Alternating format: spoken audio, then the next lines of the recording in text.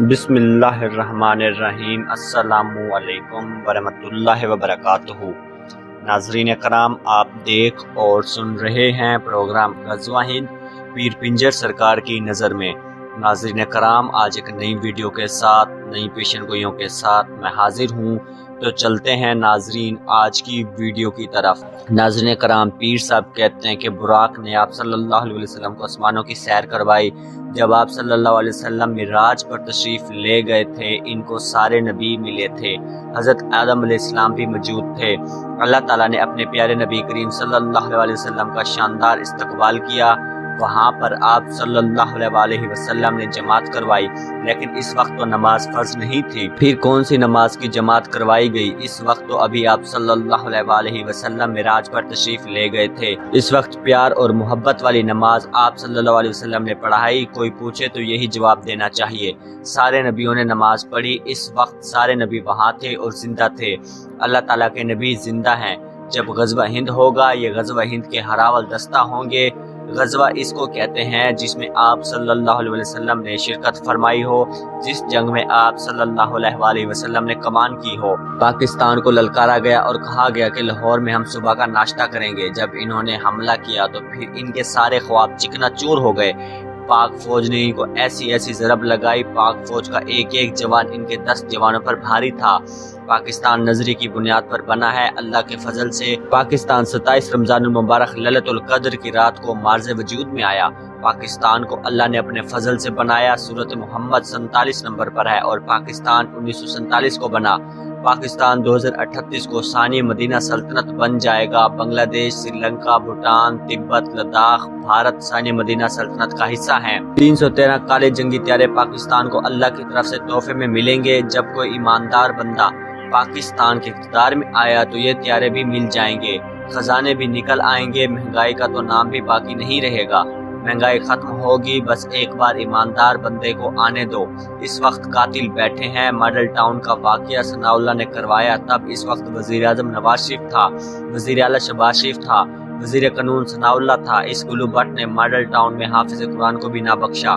تو جب ایسے ظالم حکمران آئیں گے تو غریب عوام کے ساتھ ظلم اور زیادتی تو ہوگی۔ ماڈل ٹاؤن کا کیس کھلنے والا ہے، یہ جو مرضی کر لیں اس کیس سے نہیں بچ سکتے۔ جہاں مرضی چھپ جائے، ماڈل ٹاؤن کا کیس ان کو نہیں چھوڑے گا۔ عدلیہ ٹک ٹکا کر فیصلے دے گی۔ میر مرتضیٰ بھٹو سے لے کر بے نظیر بھٹو تک ہر کوئی کہتا ہے زرداری اس میں شامل ہے۔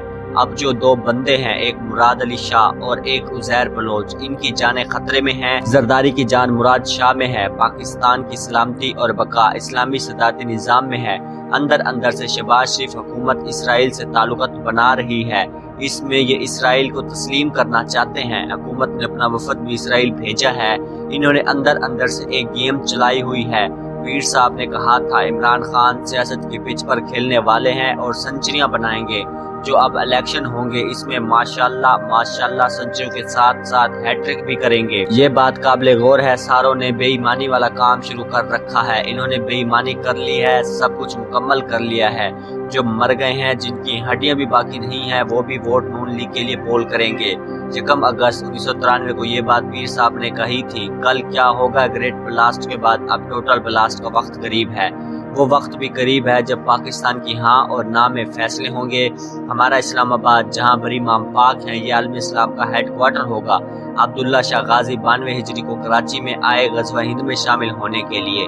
جتنے بھی اولیاء اللہ ہیں، جب آپ صلی اللہ علیہ وسلم معراج پر تشریف لے گئے تو اللہ تعالیٰ نے اولیاء کے لیے کافی باتیں کی۔ کم و بیش 20,000 باتیں اولیاء اللہ کے بارے میں تھی۔ مریم نواز مشکل میں پھنسی ہوئی ہے۔ مریم نواز اپنے والد کو بچاتے خود دلدل میں پھنسی ہوئی ہے۔ شہباز شریف کی حکومت کو عدلیہ ختم کرے گی۔ جلسے جلوس کسی بھی وقت بہت بڑا حادثے کا سبب بن سکتے ہیں۔ مودی کشمیر سے فوج نکالنے کے لیے تیار ہے۔ چین کافی سارے بھارت کے رقبے پر قابض ہو چکا ہے۔ اب قربانی حکمرانوں کی ہوگی۔ غزوہ ہند میں آگ درود محمدی پڑھنے والوں پر اثر نہیں کرے گی۔ درود محمدی پڑھنے والے پر دوزخ کی آگ بھی حرام ہے۔ آئندہ چند دنوں تک مسلم لیگ نون بیوہ ہو جائے گی۔ فیض امیر کو کسی بھی وقت پاکستان کے اکھاڑے میں اتار دیا جائے گا۔ وہ اپنے دشمنوں کو مات دے دیں گے۔ عارف علوی زیر زمین اپنا کام مکمل کر چکے ہیں۔ مریم نواز کو کال۔ مریم نواز نے شٹ اپ بول دیا اور کہتی ہے नून लीग को सपोर्ट करो। नून लीग का जो शेर है वो पिंजरे में बंद हो गया, पीपल्स पार्टी को भी ज़ेरे ज़मीन ठोक दिया है। अब इमरान खान के काले तितर बहुत काम दिखाएंगे, सब कुछ गुल कर देंगे। शेर पर नकब लगने वाली है, तीर कमान से नहीं निकलेगा। पीपल्स पार्टी और नून लीग के जलसों में अजीब किस्म के नारे लगेंगे, डीजल और चोर के नारे लगेंगे। हर बंदा शौक के साथ पसंदीदा जानवर रखता है, हर किसी का अपना शौक है।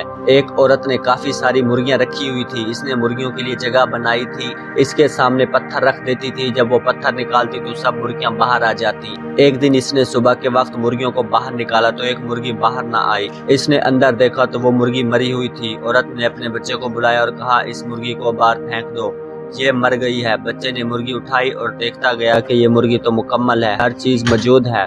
बच्चा मुर्गी फेंकने की जगह वापस ले आया। औरत ने पूछा, फेंक आए हो? तो इसने कहा, मुर्गी में तो हर चीज मौजूद है, किसी की कमी नहीं है और मैं कैसे फेंक दूं? तो इसकी माँ ने कहा, बच्चा इसमें सब मौजूद है, बस रूह मौजूद नहीं है। जब रूह ना हो तो जिस्म जान किसी काम का नहीं है। कुछ लोग इबादत भी करते हैं, अल्लाह की हर इबादत वक्त पर करते हैं, लेकिन वो जन्नत में दाखिल नहीं होंगे। मुशरिक का मक्का में दाखिला ममनू है। हिजर अस्वत आखिरत के दिन मुसलमानों की मुसलमान होने की गवाही देगा और मुशरिक होने की मुशरिक गवाही देगा। बहुत सारे मुस्लिम ऐसे हैं जो बाहर से मुस्लिम हैं, अंदर से अल्लाह माफ करे। ऐसे लोग जिनमें हजरत मोहम्मद सल्लल्लाहु अलैहि वसल्लम के लिए मोहब्बत ना हो, इसका भी मक्का और मदीना में दाखिला मना है। सऊदी अरब में बहुत बड़ी शख्सियत का कत्ल होगा, वो शख्सियत गवर्नर के लेवल पर होगी। बहुत बड़ी दहशतगर्दी भी होगी। हुकूमत के लिए बड़ा सरप्राइज, हुकूमत की सफ़ों में हलचल। किसी ने कहा, चश्मे बेच रहा हूँ लेकिन अंधों के शहर में। जो करप्ट और चोर लोग हम पर मुसल्लत किए हैं, इनका दिमाग भी काम नहीं करता। इस मुल्क की किसी को खबर नहीं, कोई इसका खैर खा नहीं। अगर ऐसा होता तो ये मुल्क कभी चोरों के पास ना जाता। शहबाज शरीफ की नीयत इसराइल को तस्लीम करने की है। तुम इसराइल को अब्बा बोल दो, हम तुम्हें मना नहीं करते। हमारा एक अपना ज़मीर है, जिस पर मक्खी बैठ जाए तो हम वो चीज़ इस्तेमाल नहीं करते, और ये इतना बड़ा गलीज मक्खा है, इसको कैसे तस्लीम कर लें? अदारों ने तुम्हें इतनी छूट क्यों दी है? आखिर इस शहबाज शरीफ में ऐसा क्या है जो इसको इतनी ढील दी हुई है? शहबाज शरीफ ने नैब को भी खत्म करना चाहा, जब पाकिस्तान से साफ खत्म हो गया तो बाकी पीछे रह क्या जाएगा? नाज़रीन कराम, मैं उम्मीद करता हूँ आज की वीडियो आपको बेहद पसंद आई होगी। आज के लिए इतना ही। मजीद ऐसी वीडियोस देखने के लिए देखते रहिए प्रोग्राम ग़ज़वा हिंद। पीर पिंजर सरकार की नज़र में मिलते हैं अगली वीडियो में। तब तक के लिए मुझे इजाज़त दीजिए। अल्लाह हाफिज़।